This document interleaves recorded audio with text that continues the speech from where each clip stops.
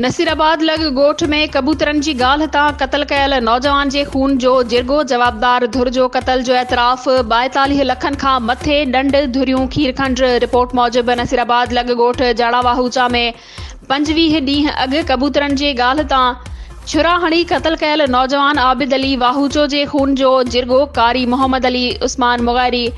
मौलवी मोहम्मद यासीन कांधड़ो, कारी नज़ीर छुटो, कारी मोहम्मद इसहाक शेख जी गडियल सरपंच में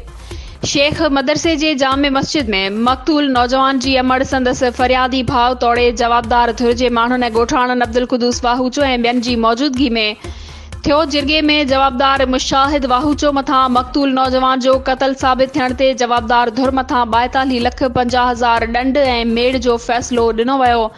क़ुरान पाक ते धुरियुनि खे भाकुर पाराए खीर खंड कयो वियो। मुक़रर ॾंड जी रक़म जूं 2 क़िस्तूं कयूं वयूं,